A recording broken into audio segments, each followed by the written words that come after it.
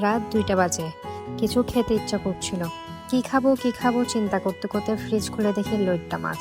নিয়ে নিলাম ফ্রেশ লইট্টা মাছ। নিয়ে এরপর দিয়ে নিচ্ছি লেবুর রস।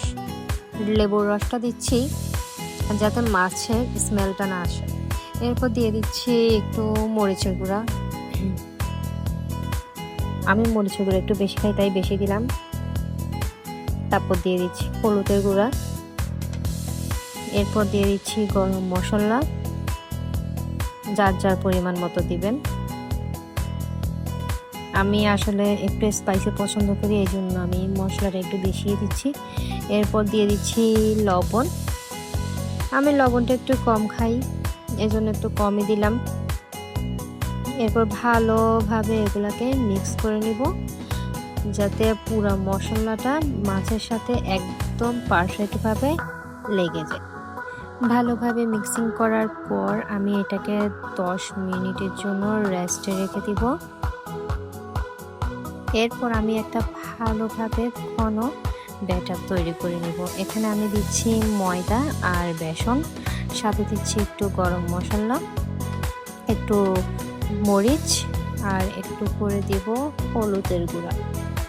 ভালোভাবে মিক্স করে নেব। আমি লবণও দিয়েছিলাম, একটু ওটা ক্লিপ নিতে পারিনি। ভালো করে মিক্স করে নেবেন যাতে কোনো দানা দানা না থাকে, একদম স্মুথলি এটা হয়ে যায়, মিশে যায়। এরপর একটু পানি দিয়ে এটাকে একটা সুন্দর ব্যাটার তৈরি করে নিব, একদম যাতে কোনো লাম্পস না থাকে। এরপর তেলটা গরম করে নিব। তেলটা গরম হয়ে গেলে আমি যে মাছগুলো ম্যারিনেশন করে রেখেছিলাম ওগুলো আমি একটা একটা করে যে ব্যাটারটা বানিয়েছিলাম ওই ব্যাটারের মধ্যে চুবিয়ে আমি তেলের মধ্যে ছেড়ে দিব।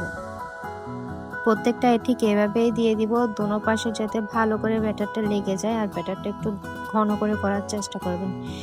এরপর দেখেন আমি সুন্দরভাবে এগুলোকে ফ্রাই করে নিচ্ছি। দোনো পাশ উল্টে পাল্টে ফ্রাই করে নেওয়ার পর ফ্রাই হয়ে আসলে এরপর উঠিয়ে নিব। উঠিয়ে নেওয়ার পর দেখেন আমার লুকটা কেমন আসছে। আসলে তেলটা একটু বেশি গরম হয়ে গেছিলো, তখন দিয়েছিলাম, এই জন্য একটু কালো কালো লাগছে, বাট কোনো প্রবলেম নেই। দেখেন লাস্টের ফাইনাল লুকটা কি যে মজা হয়েছে বলার বাহিরে, অনেক ক্রিস্পি হয়েছে। আর দেখেন আমি তো নিয়ে বসে গেছি খাওয়ার জন্য। আমি জাস্ট একটা খেয়ে মানে কিছু বলবো পরে, আমি আগে খেয়ে নিই, এমন একটা অবস্থা। কেমন হয়েছে জানাবেন আর সাবস্ক্রাইব করবেন।